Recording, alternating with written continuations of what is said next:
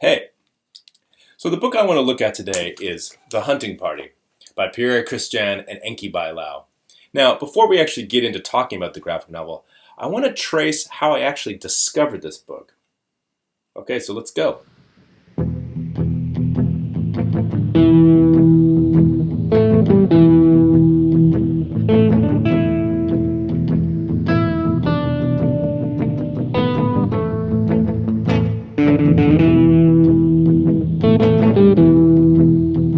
When I was a kid, my dad had some comics on his shelf next to his LPs.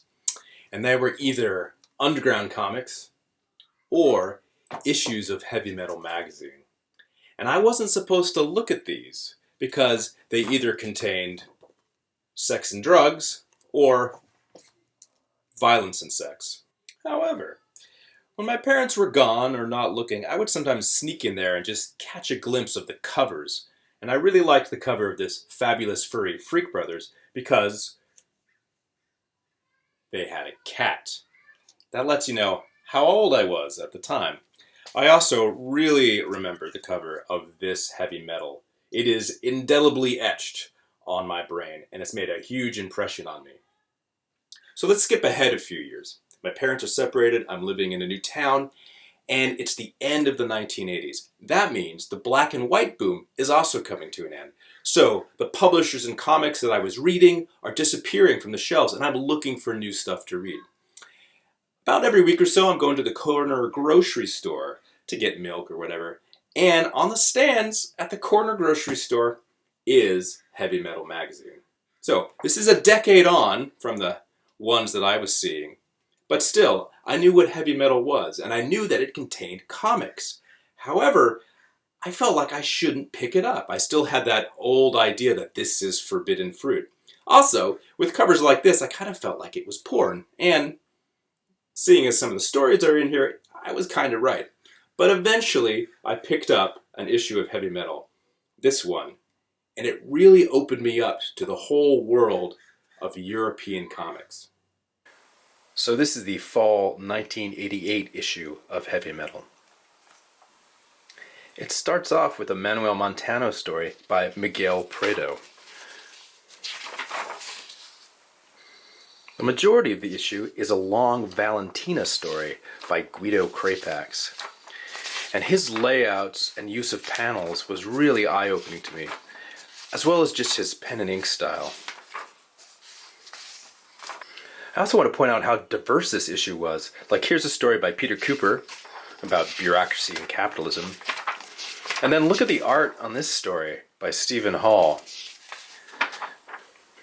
So as a young teenager, this diversity of styles and subject matter was really eye-opening to me.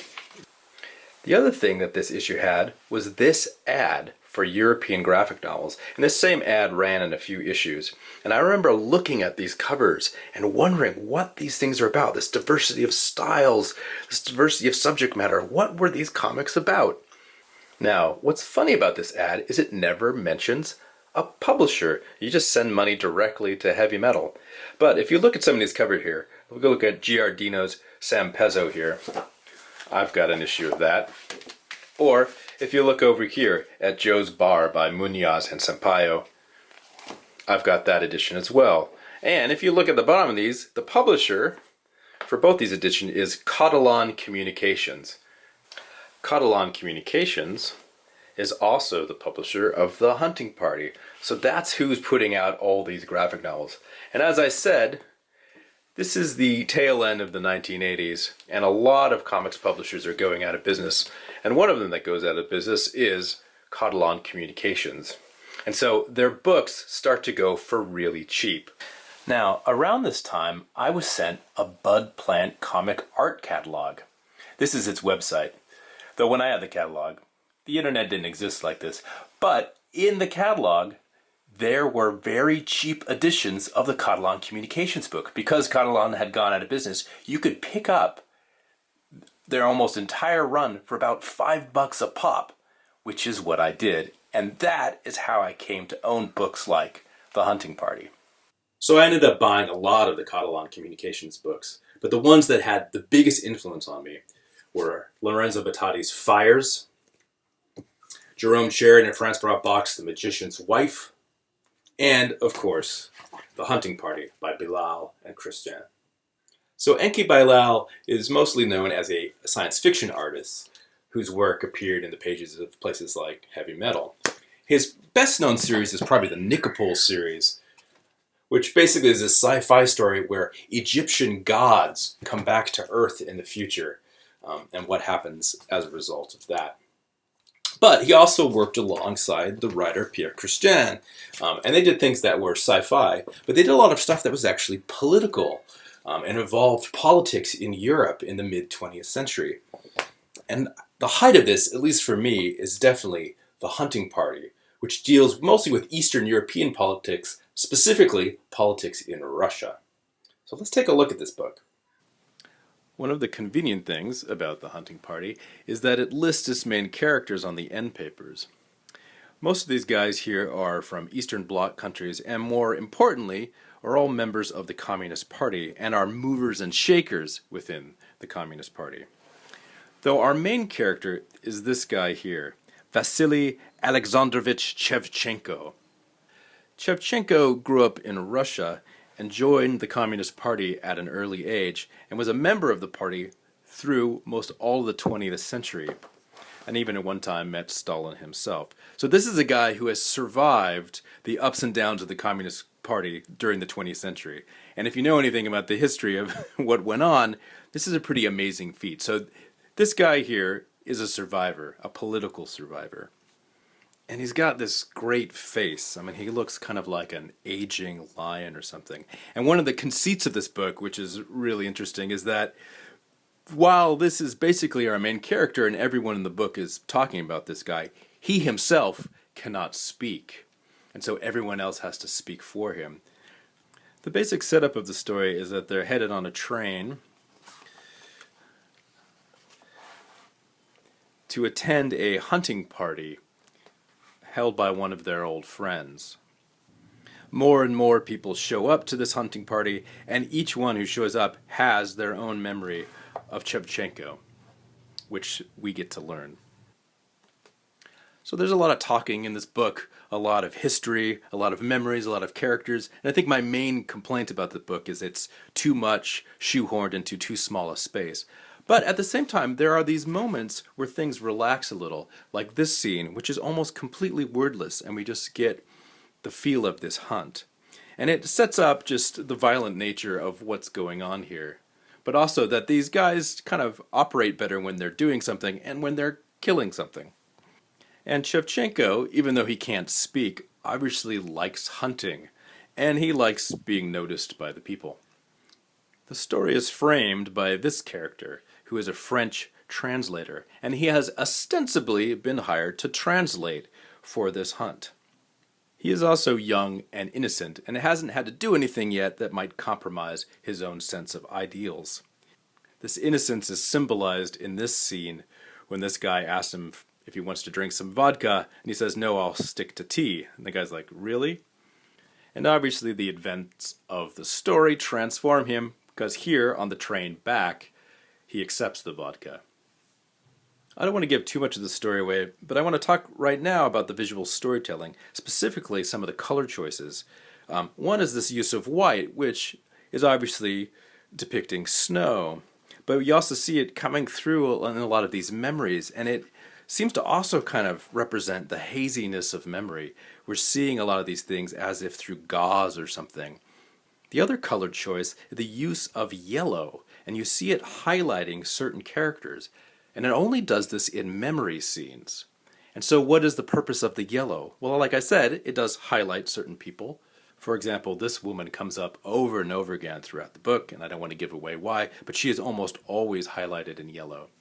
But she's not the only one. Other characters are highlighted in yellow. And usually, these are characters who are dead. But here, Shevchenko himself in this memory is highlighted yellow. So what does yellow represent? Possibly guilt or regret. Here the yellow highlights these grave markers, so the yellow could represent death, but also could represent in general what was sacrificed for the party in order for the party to move forward. And because this is a story about violence, red makes a big appearance. In the beginning, being more literally the color of blood or the color of communist slogans. But as the book progresses, the red gets less literal. Yes, this is meant to be blood again, but this isn't actually happening. This blood is in this person's memory and is covering all these people because these people are implicit in this guy's murder, which you can see down here. The blood is literally on this character's hands, but it infects everything, and you see it coming off the train. And so it's definitely used as a symbol of death, and I love how it's even coming out of the walls here. So this isn't literal anymore, but it's in these people's memories. The red and the white culminate in this panel, which is towards the end of the book. And this is probably one of my favorite panels in the whole book. So you have the white of the snow contrasted against this long trail of blood. And there is literal blood coming off this body here, but there's more metaphorical blood coming out of this tree, but also this blood red bird up here. So this brings some of those color choices together.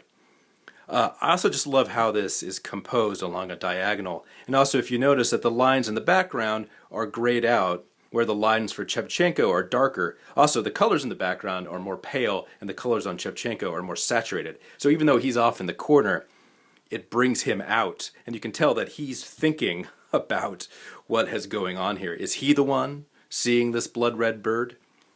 So birds of prey are a constant presence in this book, and is definitely a symbol throughout this book. And I just want to bring up that there's a lot of symbolism overall in this story. And because it's a comic, the use of the symbolism creates for some really beautiful panels. Or even creatures like this one, which is a symbol of the Communist Party itself. And of course, there's symbolism in the fact that this man is shot, and then the bear who they are hunting is also shot and falls on top of him. You'll have to read the book to get what that might actually mean. But overall, this is a beautiful book about history and memory and regret and the kinds of things people had to do in order to survive under this system. I first read this book in high school, and I had never read a comic like this before. I didn't know comics could be like this. But even today, the scope of political history in this story and the artistry that's on display really makes this book stand out. So that's a brief look at The Hunting Party by Enki Bilal and Pierre Christin. So I highly recommend you trying to find the Catalan Communications books if you can. Like for instance, this edition of Joe's Bar that I only got a few years ago. So sometimes you can find these things online or at used bookstores. Also, Dover has been republishing old graphic novels. So here's my original edition of The Magician's Wife, but here's the Dover republication, right? That's came out. So this is now in print, and I love this book. Maybe I'll talk about this book later. Anyway, so try to find these things. They're still out there sometimes. So that was a little look at The Hunting Party. Just one of the books in the Mullins library. Thanks for watching.